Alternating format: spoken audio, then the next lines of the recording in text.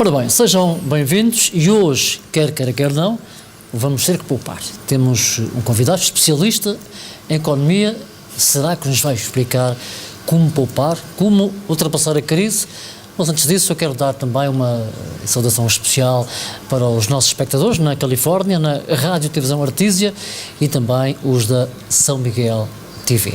Chama-se Mário Fortuna, é professor catedrático, atualmente é o presidente da Câmara, o diretor da Câmara do Comércio de Ponta Delgada. Recentemente afirmou que a vice-presidência do governo tinha o poder demasiado concentrado. Professor, obrigado por ter vindo. Porquê esta afirmação? Bom, as afirmações a gente espera que sejam um reflexo da realidade, porque é assim que as coisas estão organizadas neste governo, desde o início, que o desmantelamento da Secretaria da Economia e a concentração de mais competências na vice-presidência resultou nisso, resultou numa concentração imensa de poder de mobilização de recursos na parte de um só membro do governo. Pronto, é um modelo que este governo optou por utilizar. Para nós, numa apreciação depois de um ano de governação, não estará a surtir, entendamos, resultados substancialmente positivos. Eu digo que levantamos o reparo, e o reparo também vem no contexto de uma discussão que se levantou relativamente à repartição de recursos entre ilhas e como é que se resolvem ou como é que se dirimem situações particularmente difíceis, que é o caso do que vai acontecer na base das Lajes, com mais um, não é o primeiro, é com mais um retrocesso da presença americana naquela base, não é? O assunto surge também porque é anunciado um plano integrado de transportes que evidencia a não continuidade do cais de cruzeiros na terceira, pronto, e é isso que provoca uma reação da terceira no sentido de reivindicar para a terceira outras coisas, como por exemplo as sedes das empresas, de algumas empresas públicas, citando especificamente a SAT e a EDA, pronto, numa abordagem, numa postura que não nos deixa confortáveis, porque a economia dos Açores tem vindo a padecer muito, eventualmente demasiado, de afetações de recursos, afetação de recursos enviesada num sentido de satisfação de objetivos sociais ou políticos, sem atender devidamente àquilo que esta opção política ou estas opções políticas estão a fazer à nossa verdadeira capacidade produtiva e capacidade de autossustentabilidade. Os Açores, no nosso entender, estão numa situação de extrema fragilidade, de extrema dependência, resultado, portanto, destas políticas que, no fundo, acabam por ser bairristas míopes, porque, basicamente, bairrista míope, porque o vizinho quer sempre o que o outro tem, independentemente de ser razoável ou não ser razoável aquilo que o outro tem. Portanto, são estas políticas que têm minado a competitividade da economia dos Açores e que nos trouxeram para o século XXI com um grau de dependência extraordinário de fontes externas, onde se iniciou no processo da atonomia, nova era atonómica, havia aqui uma ideia de que nós podíamos ser autossuficientes. Podemos ser autossuficientes, não é ao nível de vida que nós estamos, mas há um nível de vida que podemos ser autossuficientes. Aquilo que nós temos vindo a construir há uma sociedade cada vez menos autossuficiente, na medida em que dependemos muito de vastos de recursos que, ano após ano, nos são facultados para promover o nosso desenvolvimento ou para promover a nossa convergência. Só para dar uma ideia, nós alimentamos o orçamento da região é mais de 50% com verbas que nos são oferecidas. Se entendermos as transferências do Orçamento de Estado, são uma opção nacional, não são uma obrigação, são uma obrigação política. Portanto, este edifício político levou a que assim fosse, e ainda bem. Portanto, das transferências do Orçamento de Estado para a região, estamos a falar de cerca de 300 milhões de euros por ano, mais coisa, menos coisa, agora menos qualquer coisa. São mais cerca de 90 a 100 milhões de euros para as autarquias, para as câmaras municipais, isso naturalmente depois de ficarmos com todos os nossos impostos, e em cima desses já podemos contabilizar 400 milhões de euros, vem mais de 200 milhões por ano da União Europeia para promover o nosso desenvolvimento. Portanto, estamos a falar aqui de 600 milhões de euros de transferências que alimentam um orçamento que, se o expurgarmos das operações de financiamento, são 1.000 milhões, 1.100 milhões de euros. Portanto, mais de metade dos recursos que alimentam o nosso orçamento são recursos externos. Portanto, esta é uma parte do problema, uma parte da questão. Esta é uma parte da questão. É evidente que a nossa economia tem outras dependências muito grandes, nomeadamente no resto do financiamento bancário, do financiamento creditício, porque nós geramos cerca de 2,7 mil milhões de euros de depósitos e temos empréstimos de quase 5 mil milhões. Isto o que é que quer dizer? Isso quer dizer que a banca nos Açores está a conceder crédito não baseado na nossa poupança, mas baseado na poupança externa, na poupança de europeus, que é na Europa que os bancos vão buscar a liquidez que necessitam para alguma forma de obrigar a banca a funcionar dentro dos limites das nossas possibilidades? Não. Numa economia de mercado como a nossa? Não, numa economia não há forma de o fazer. Há uma orientação, há forma, quer dizer, podemos legislar neste sentido. O Banco de Portugal pode fixar regras novas, foram fixadas. A Troika fixou regras prudenciais mais rigorosas e, por exemplo, nesta matéria, determinou que o ratio de conversão em Portugal devia atingir os 120%, isto é, nós devíamos financiar-nos só com 20% acima da nossa poupança, isto é um nível mais prudencial, nós chegamos a estar nos 150%. Os Açores estão em 170%, 160%. Os Açores nunca serão uma área delimitada com competências próprias, nem com reserva própria. A não ser se fôssemos para a independência, não é? Bom, quer dizer, esta seria a solução radical, o único cenário em que de facto nós teríamos esse problema entre mãos, não é? Mas fora deste cenário da independência, é evidente que nós estamos no sistema monetário europeu, estamos demasiado condicionados, não é?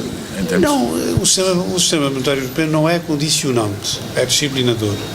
Sim, uma coisa é ter um sistema que nos condiciona e nos constrange, e outra coisa é ter um sistema que nos disciplina.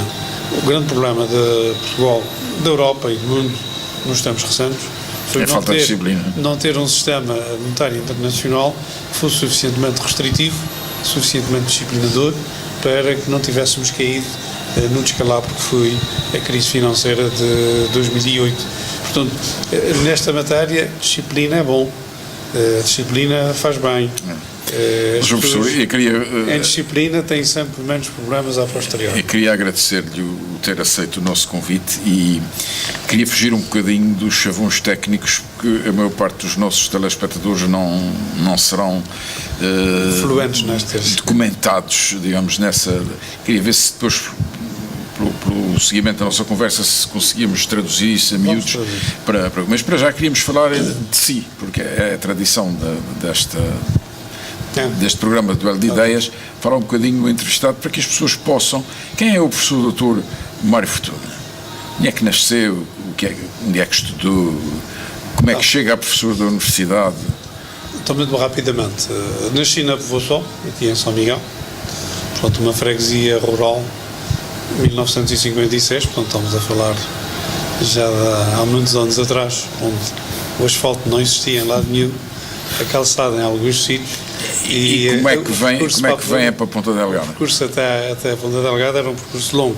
O meu pai desenvolvia negócios e tinha que estar muito em Ponta Delgada. E, Portanto, o seu pai é comerciante, era comerciante. Nasce, portanto, na classe média alta da povoação. Sim, era de uma família de agricultores, de lavradores. O meu pai rapidamente enverdou pelas atividades comerciais, foi funcionário de uma loja, de uma mercearia, e rapidamente desenvolveu as suas aptidões para o negócio e para o comércio. E a atividade dele começou independente quando estava na tropa. Quando estava na tropa, comprava matas na tronqueira, nas zonas afastadas da ilha, e o negócio dele começou, no fim do mundo, não é? Começou por aí, começou no corte de matas e depois na exploração de madeiras. E então, vem para Ponta Delgada muito novo, não é? Com 6 anos. Eu tinha iniciado a primeira classe. Inicia na povoação a primeira classe, mas depois aqui... E antes de acabar o primeiro ano da primeira classe, vim para a escola da Mãe de Deus. Da Mãe de Deus. Da Mãe de Deus. E depois acaba aí a escola primária? Fiz a escola primária. Da Mãe de Deus? Algum professor que o tivesse tocado especialmente aí? Professor França? Sou França. E então passa para o liceu ou para a escola industrial? Penso que depois passei para uma preparatória. Portanto, no fim da quarta classe, minha mãe emigrou, meus pais, minha mãe só, emigrou para os Estados Unidos, tive um ano ou dois, já não me recordo, nos Estados Unidos. Foi então... Fiz uma... Para as terras do Uncle Sam, não é? Do Uncle Sam, naquela primeira fase... Do lado de cá ou do lado da Califórnia? Do lado de cá, onde tinha família, um pouco impelido por uma situação do meu irmão, que já estava a aproximar a idade da tropa, portanto a guerra condicionava todas as famílias. E houve uma opção familiar de ir para os Estados Unidos. Antes que ele atingisse uma idade em que não pudesse emigrar. Mas rapidamente regressamos, porque o meu pai nunca se conformou com os Estados Unidos, e pronto. Eu voltei, estive na escola secundária, na escola preparatória, que era nas instalações do Dr. Augusto Ataíde. Sim senhor, junto ao Jardim José de Conte. Junto ao Jardim José de Conte, que é um edifício antigo. Daí transitei para o liceu. E portanto faz o seu liceu? E fiz o liceu tudo em Ponta Delgada. Professores do liceu que o tocaram? Ou que o empurraram para a economia, não sei se o que é que aconteceu. Não, nenhum me empurrou. Ninguém empurrou. O senhor castigou-se a si próprio. Exato, eu lá, por alguma razão, enverdei por esta preferência económica. Mas houve algum professor que lhe tocasse especialmente? Tilha Moura, professor rigor. Claro, já é... Rigor, disciplina e... É a segunda vez que os nossos entrevistados falam na doutora Otília Moura. Realmente... Bem, Conceição Garcia também era... Claro, uma matemática, não é? Uma chata, aquela matemática claro, que tinha que estar sempre tudo... Mas a matemática tem que ser... Tivemos o professor Augusto Moura... o Sr. Roberto, sim, na ginástica, o seu professor devia ser um bom atleta, não? E então vai para a universidade? Depois acabei aqui o liceu em 1975, está a ver?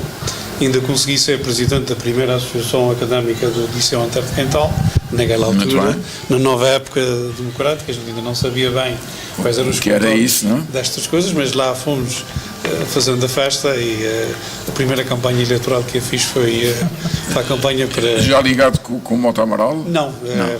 Era uma lista autónoma, não havia ligações políticas, portanto nós éramos autónomos, e pronto, foi uma experiência interessante para começar, não é? E havia ali sempre a necessidade de ter um papel moderador, porque havia ali já alguns ímpetos mais radicais por parte da rapaziada nova, e lá conseguíamos manter as coisas. E então depois vais estudar para que parte do continente? Não fui para o continente, fui diretamente para os Estados Unidos. O meu ensino superior foi todo feito nos Estados Unidos. Em que universidade? Eu estive no Southeastern Massachusetts University, ao lado de New Bedford, primeiro, e depois fui para o Boston College, que é uma universidade jesuíta em Boston mesmo, nos arredores de Boston. Portanto, e fiz mestrado e doutoramento nesta universidade. Quando diz universidade jesuíta, o que é que caracteriza, o que é que difere uma universidade jesuíta de uma universidade jesuíta, leiga? Basicamente, ao nível da licenciatura, tem algumas disciplinas de ética, portanto, de teologia, mas não tive nenhuma dessas, porque a minha parte, só entrei no mestrado e no doutoramento.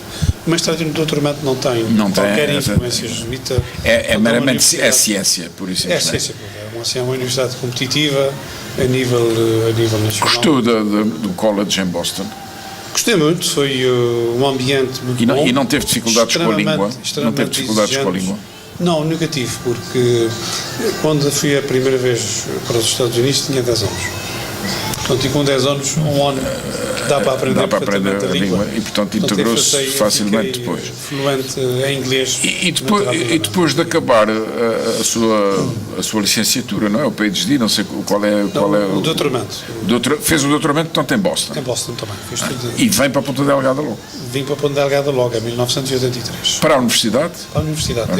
Quem é que o convida? Já tinha feito acordo com a universidade, já era assistente convidado antes disso, e depois, quando cá cheguei, passei logo. Quem é que o convida para a universidade? Foi o Dr. Genos. Na altura, ainda é o primeiro reitor. Ainda foi os contactos, ainda foram do primeiro reitor. Um homem excepcional, não? Um homem excepcional, com o seu sentido de genica, com o seu humor próprio. Mas muito observador das categorias das pessoas, não é?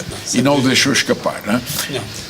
Tu fica logo no Departamento de Economia e Finanças. Para o Departamento de Economia e Gestão, funcionávamos no sótão da antiga reitoria, do edifício da reitoria. Da antiga reitoria, o que herdeu, que herdeu em 1989, se a memória não me falha, mas foi aí que começamos os... Mas o senhor tem uma incursão na política. O senhor professor tem uma incursão na política. Uma incursão na política, porque fui secretário da Economia em 1990. Portanto, do governo de Mota Amaral. Do último governo de Mota Amaral. Como é que Mota Amaral contactou consigo? Como é que era nesse tempo? Mota Amaral já contactava comigo quando estava a estudar nos Estados Unidos, porque ele tinha por hábito informar-se quem é que estava a estudar e quais eram os projetos de vida das pessoas que estavam a estudar, e portanto sempre que ia aos Estados Unidos conversávamos, reunia pessoas conhecidas, lá de vez em quando íamos ao Brighams comer um gelado, que era portanto, um percurso... Ele marcou o dulho, não é? Este quando vier vai... Havia várias pessoas... E ele convida-o pessoalmente ao telefone? Como é que ele fazia os convites aos secretários? Os convites eram pessoais. Portanto, chamou a Santana? No caso havia houve um conflito com o Álvaro Domas, não sei se recordam, surgiu na sequência de um conflito com... Conte-nos isso, que isto já agora... Havia um momento político... Álvaro Domas também era secretário... Era secretário da Economia naquela altura. Da Economia. Era secretário da Economia. E o conflito era com quem? Era o Álvaro Domas com o Mota Amaral. Com o próprio Mota Amaral. Portanto, havia uma luta... Naquela altura... Uma luta de galos, talvez, já não? O Álvaro Damas estava já naquela fase de se querer afirmar sozinho. Portanto, assaltar o poder, não é? Preparar-se para assaltar. Para ir ao poder. Mas o senhor não entrou nessa guerra, não? Não entrei nessa Estava guerra. completamente fora disso. Estava a ensinar os seus meninos, não é? Exato, estava no meio percurso. O Dr. Manuel convidou-me, quando era a pasta da Economia, não tinha problema nenhum. Para si não teve problema. E quanto tempo é que é secretário de Economia? Durante um ano. Recorda-se o problema da intriga da Zona Franca, que criou-se aí uma intriga tremenda, que depois acabou porque não havia condições políticas para continuar. A Zona Franca era em Santa Maria. Era em Santa Maria. E o senhor, quando chegou ao poder, já a Zona Franca estava moribunda, não é? Não, estávamos no arranque. Estava no arranque. Estávamos a preparar o arranque, estava-se naquela altura a tentar conseguir uma coisa que a Madeira tinha conseguido e que nós não tínhamos conseguido ainda, que era que houvesse atividades com o Estatuto de Zona Franca, portanto com reduções fiscais e com benefícios aduaneiros, fora do limite físico do espaço que estava definido em Santa Maria. Vamos traduzir isso a miúdos. Portanto, quando o Sr. Professor diz benefícios fiscais, não pagavam impostos. Sim, Santa Maria não tinha condições. E benefícios aduaneiros não pagavam importações. Exato, suspendia as importações, havia uma suspensão de direitos de importação enquanto as mercadorias estavam em transformação. Portanto, é o habitual das zonas francas. Portanto, não havia... Fizeram na Madeira, não é? Sim. E na Madeira deve ser. Na Madeira consegui construir o seu edifício legal mais rapidamente, com a parte dos navios, com a parte offshore bancário. Os Açores foram sempre atrás. Estou convencido que havia uma política deliberada nacional de fazer avançar uma mais do que a outra. Sim. E, portanto, acabamos por não ter capacidade depois para dar continuidade ao processo, porque eu saí numa fase em que estava na parte inicial, depois as coisas... Mas porquê é que o senhor sai? Há um conflito político? Eu saio porque vou para o governo. O senhor já estava na Zona Franca. Na Zona Franca. Era administrador. e sai de Zona Franca para assumir a pasta da Economia. E depois está um ano como secretário? Estou um ano como secretário. E porquê é que sai? Recorda-se, havia acusações de várias coisas, de utilização indevida de dinheiro, não se provou absolutamente nada, não é? Nem se podia provar, não é? Se podia provar, não existia. Mas havia, mas a questão, criou-se o cenário. Uma imagem em política o que parece criou-se é, o não? cenário político. Quem é que criou? Quem é que criou isso? O Monte Amaral já não tinha, o PSD já não tinha maioria no Parlamento. Houve uma fase ali que houve já não sei que, um ou dois deputados que se tornaram independentes, portanto, o Monte Amaral perdeu a maioria absoluta, portanto, o governo ficou periclitante. Ficou difícil controlar, gerir as coisas. Portanto, o processo na altura foi iniciado. Quem é que o trucidou, digamos assim, politicamente? Há alguma entidade por trás disso? A esquerda? Não foi a esquerda. A esquerda aproveitou-se de uma situação, se houve algum desgaste foi interno dentro do PSD. E naquela altura aquilo era um saco de gatos, não é? Pessoas afetas ao PSD. Na luta para substituir. O ator material de algumas intrigas foi uma pessoa que dá por nome João Gago Matias Tavares. Intriga política, mas aí. Não, esse aí tinha outros objetivos, portanto, mas não vale a pena. É verdade por aí, não é? Porque, pronto, mas foi um processo muito desagradável. Mas a verdade é que o Chur.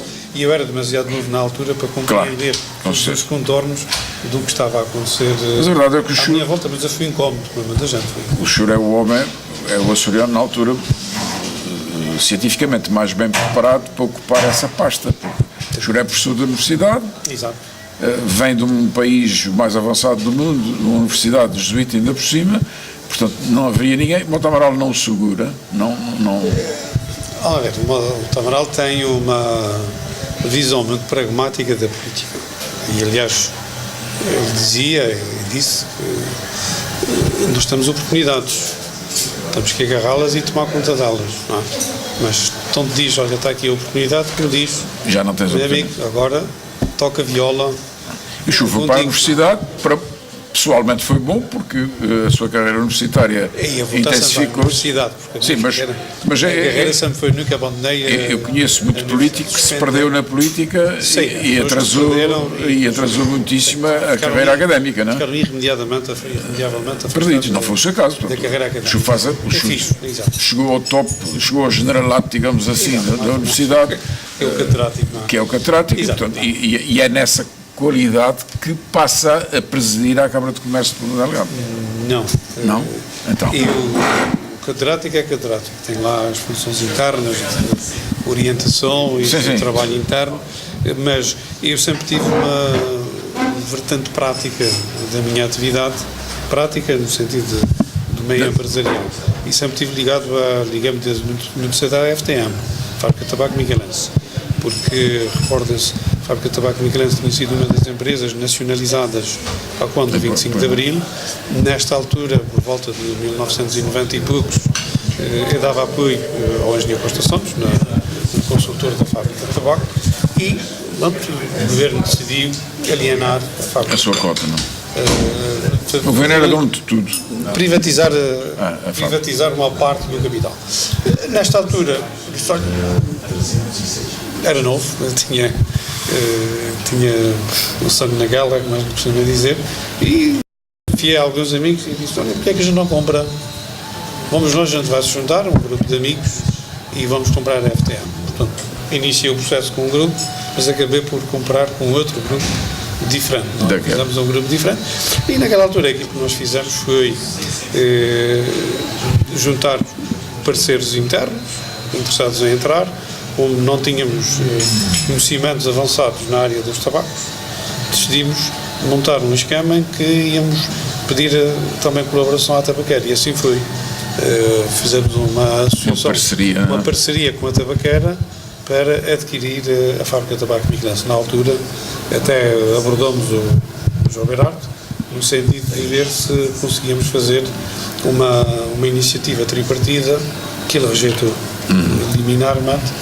Naquela altura acabamos por ganhar, ganhamos nós o concurso na privatização da FTM e portanto tenho estado digamos, é por causa disso que passa para a Câmara de Comércio? Não, pronto, isso foi já há muito tempo, não é? Há uns anos atrás, há 4 anos atrás, algumas pessoas amigas disseram, pai, nós precisávamos de uma cara açoriana de volta à Câmara de Comércio.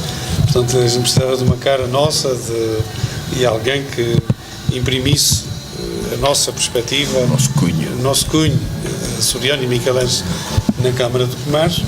E pronto, eu estava no mês seco com várias atividades que desenvolvia já mais ou menos rotinadas, tiraram-me do seco, que foi portanto, esse grupo de empresários de Ponta Delgada, e assim foi. Portanto, não estava propriamente programado, não estava programado, não estava na minha agenda. Bom, e aqui estamos, o senhor continua a ser professor da Universidade e é Presidente da Câmara de Comércio. Da Câmara de Comércio, exato. E tem o peso que tem.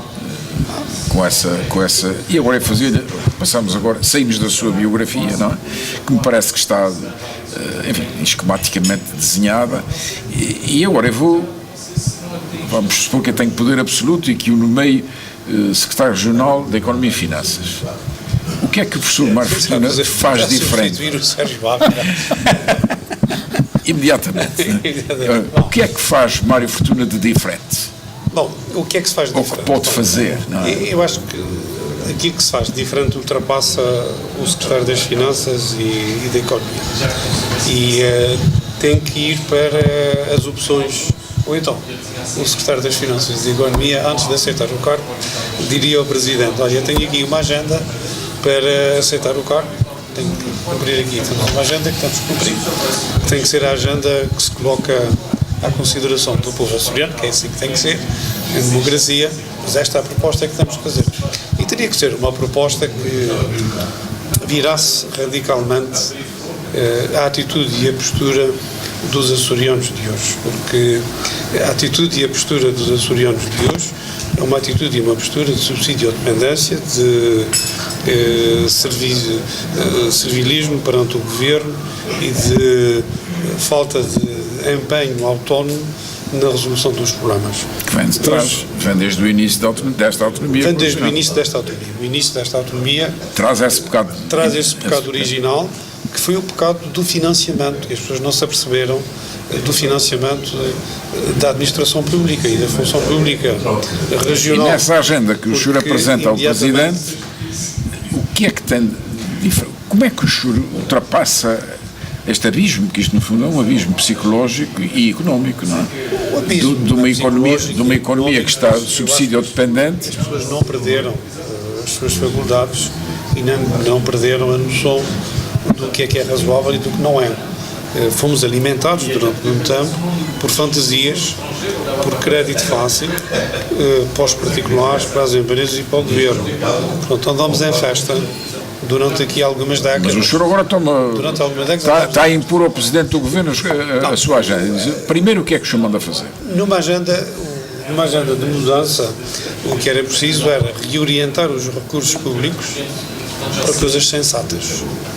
Há coisas que não são sensatas e continuamos a fazer ainda hoje. Não é? Bom, o Governo cancelou o Cais de Cruzeiros de Angra do Heroísmo. Eu acho que o Cais de Cruzeiros de Ponta Delgada já foi uma ideia megalómana. De certa forma, podia ter sido uma coisa diferente, porque aquilo que se fez foi, por via de uma intervenção pública, aumentou-se drasticamente a cidade, aumentou-se áreas comerciais, aumentou-se áreas de restauração, sem se esquecer se era sustentável para os outros que ficavam no interior da cidade. E basicamente parte da degradação de Ponta Delgada vem daí. Portanto, há obras. Mas deixe-me contestar-lhe isso, porque isto é um duelo de ideias, não é? E eu até agora nunca tive ninguém na sua estatura com que pudesse debater sem melindres, não é?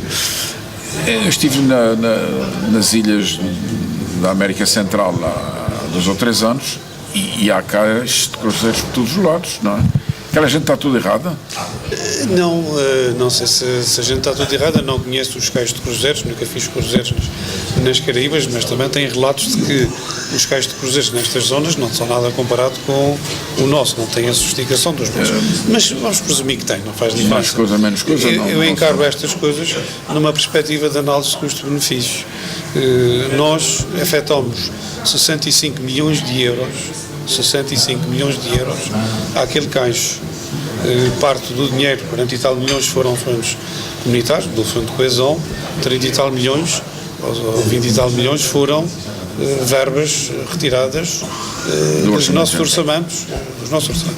Mas a questão também é, mas o que é que eu consegui de mais de incremento económico com aquele caixa? E a resposta é provavelmente zero. É mais fácil, é mais cómodo aos turistas, quando atracam, saírem diretamente para a cidade. Os cais, os cruzeiros que fazem o Interilhas também é mais cómodo ali. Um progresso mas manifesto. quando há mais, mas há um progresso a custas de quê? Não há uma exploração positiva daquela infraestrutura. Não pode. Eu não estou a ver, como economista, não estou a ver como é que se dá a volta a uma infraestrutura daquelas para tornar positiva, porque nós temos uma infraestrutura de 60 e tal milhões de euros, não é? E para se rentabilizar tinha que vir muito mais barcos, que não vieram, vêm mais barcos, mas não vem vir o incremento, mas o incremento não é o suficiente para justificar uma infraestrutura. O que é que o choferia para trazer mais barcos? Que já está feito, agora tem que se pôr aqui a funcionar, barcos, não se vai destruir. Não é? Têm feito promoções do ponto como um ponto de conveniência para a atracagem de barcos, e nós apanhamos um tráfego que não é o tráfego da Madeira. A Madeira é um destino, claro, mas é um destino porque tem festas da flor, tem carnavais, tem passagem de ano, e isso é que faz a Madeira. É uma tradição de inglesa de 100 anos, não é? Que nós ainda não temos. E é isso que faz com que os barcos vão lá. Sim, Madeira é um destino. Nós somos um ponto de passagem. Mas quando os barcos estão a circular entre a Europa e as Caraíbas numa determinada altura do ano, e as Caraíbas e a Europa noutra altura do ano, é que passam aqui. Portanto, não temos barcos que venham para aqui de propósito. Não é? Pontualmente, alguns até admitem passageiros aqui para fazer percursos de mar mais curtos, mas nós estamos dependentes deste fluxo. Estamos fora das rotas principais, das rotas dos cruzeiros normais. Portanto, nunca vamos ter um incremento muito grande de cruzeiros daquela natureza que justifique investir 60 milhões de euros num cais. Bom, eu não tenho. E de resto há outras configurações. É que aquilo não é um cais a Cristóvão. Aquilo é um cais a Cristóvão que tem uma galeria comercial, tem uma galeria de restauração, tem um restaurante de formação, tem um centro de exposições, tem uma série de outras coisas que não são necessárias num cais a Cristóvão. Mas as pessoas têm que reconhecer que a juventude aprovou aquilo. A partir de uma certa altura do ano... A juventude também aprova os barcos de verão, os passeios interilhas de verão. Com certeza. E aprovam o passo estudante, o passo jovem. Tudo bem. Tudo muito baratinho. Mas isso vai ficar, mais uma geração fica como... Mas claro, mas vamos lá ver. Sabe quanto é que custa a operação dos barcos no verão? Com certeza. 12 milhões de euros por ano. Isso é o equivalente a dizer todos os anos a operação de mar que se faz com os barcos, o transporte de passageiros interilhas. Esse transporte de passageiros interilhas não é o do canal. O canal tem uma perspectiva própria e tem uma razão de ser diferente. Este que é de lazer puro, não é? De lazer puro. Mas nos açorianos, não? Que não se conheciam a si próprios, não? Os açorianos, para criarem esta união, estão a gastar o equivalente a uma escola por ano que atiram ao mar. 12 milhões por ano é equivalente a uma escola. Mas isso numa altura, temos faltas de escola? Parece que não. Não, mas temos falta de empregos, temos falta de comida para muita gente. Temos falta de comida. Isso é digamos, obrigar, o fruto da crise. E vamos obrigar muita gente a emigrar outra vez. Com certeza, mas isso não é culpa do cais de cruzeiros, penso eu, não? Não é do cais de cruzeiros, é de quem construiu o cais de cruzeiros. E é culpa também dos outros cais que têm sido feitos sem critério. É culpa das escudos de São Miguel, que é uma estrada, da terceira, que é um hospital, e de outras infraestruturas que têm sido feitas de forma completamente anacrónica daquelas que são as nossas necessidades. Vejo se o professor não despe a casaca da oposição. Não, eu sou economista. A oposição, não vê ninguém da oposição criticar estes projetos. E porquê? Não vê ninguém da oposição. Mas porquê? Se alguém na oposição critica um projeto desses, perde votos. Então é porque o povo quer isto. Falta pedagogia. O povo quer aquilo que... O povo aceita aquilo que os políticos lhes vendem. E os políticos são mais ou menos bem-sucedidos em vender ideias, em vender projetos. As pessoas, de um modo geral, não conhecem os detalhes de nada relativamente à governação. O engenheiro Sócrates foi eleito porque tinha uns projetos que foram muito bem vendidos. Não é? Arruinaram o país, mas foram muito bem vendidos. Sim. Não é? Os políticos fazem isto. Fazem essa maravilha, não é? Fazem essa maravilha. Os políticos deviam fazer. Mas os economistas não tiveram peso suficiente para impedir isso, não é? Não tiveram. E, no entanto, tinha um professor catedrático comunista de Economia e do Porto, da Universidade de Porto, que é das mais conceituadas do país, não é? Foi das pessoas mais martirizadas e trituradas durante aquele processo. O Ministro das Finanças foi... E ainda hoje não reage. São todos trituradíssimos. Mas houve um ministro que aceitou, mas houve outro que rejeitou logo. O professor Campos e Cunha não teve mais do que 3 meses ou 4 meses no governo. Ele despediu-se. Quando lhe disseram que era preciso construir mais estradas e mais isso, mais aquilo, ele disse, mas isso não faz sentido nenhum, isso é uma tolice, isso não traz valor acrescentado ao país. Ele demitiu-se. Também há ministros que fazem isso. Pois, mas não resolveu nada, não é? Quer dizer, fugiu da batalha. Ele marcou uma posição. Marcou uma posição, mas fugiu da batalha. A verdade é essa. Saiu fora. Nós temos... Saiu fora, mas fez pedagogia fora. Está bem. Nós temos, para vocês... Uma pedagogia que acabou por colar. Porque se não fosse essa ideia de que é preciso fazer análise custo-benefício daquilo que se vai fazer, já tínhamos o TGV em Portugal continental. O TGV para porque é uma consciência cada vez que mais acentuada de intervenientes que dizem, mas isso é uma loucura, vamos pensar. Portanto, mas cá está, há sempre uma batalha entre esta racionalidade e aquilo que as pessoas querem e que aceitam como propostas políticas. O grosso da população que vota não vota com conhecimento de causa. Tem uma ideia vaga de com quem é que simpatiam, tem muita pena, com quem é a simpatia que tem, ou então qual é o partido que... Já levei aqui uma canelada do diretor. Isso é como no caso dos clubes de futebol, também não há racionalidade. Sim, claro. Muito obrigado pela sua disponibilidade. Eu espero que possamos continuar esta conversa numa altura em que, enfim, as coisas estejam melhores para a nossa economia, porque este pesadelo há de acabar um dia, não é? Há de acabar, seguramente. Depois de acertarmos as contas e de nos reacondicionarmos à realidade. Vamos voltar ao conforto, mas vai levar algum tempo. Muito bem. Muito bem, vamos aos livros então? Vamos aos livros. Eu hoje, enfim, tive aqui um percalço, mas pronto. O declínio da coragem de Alexandre Solzhenitsyn, nunca digo este corisco deste nome bem, é um prémio Nobel da literatura, é um dissidente do regime soviético que acabou por ir parar aos Estados Unidos da América, mas que faz um discurso em Harvard, o declínio da coragem, que é um discurso que marcou a intelectualidade mundial e que vale a pena ler. Eu trouxe também aqui do professor Figueiredo Dias os acordos sobre a sentença em processo penal, que é uma coisa que muita gente, enfim, estranha, como é que pode haver um acordo entre a acusação e a defesa num processo de crime e o juiz não tem nada a ver com isso. Não é bem assim. O professor Figueiredo Dias, enfim, é o maior penalista português contemporâneo, defende neste livro, tecnicamente, foi um livro muito propagandeado pelo Dr. Moreira das Neves, que é juiz-presidente do Tribunal de Ponta Delgada e que é um dos mais cultos juízes deste país, é que realmente, se o arguido, como se chama agora os réus, confessar o crime, sabendo-se que esse crime corresponde a uma pena de X a Y anos de prisão ou de multa, é fácil as partes dizerem, Sr. Juiz, olha, o homem confessou e estamos de acordo que a pena justa será uma pena de 4, 5, 6 anos, ou suspensa ou não suspensa, conforme os casos, e aí o juiz, que nunca perde o poder soberano, diz, sim senhor, concordo com esse acordo e a pena é essa e toca a cumprir. Finalmente, um álbum de pintura de Varrete, que foi apoiado pelo Governo Regional de Carlos César e que, enfim, consagra a biografia e parte da obra deste pintor açoriano. É, obviamente, um pseudónimo. Muito bem, espero que tenha gostado. Fizeram algumas contas, naturalmente. O professor Mário Fortuna trouxe aqui algumas novidades. Para a semana o duelo volta à SMTV. Até lá.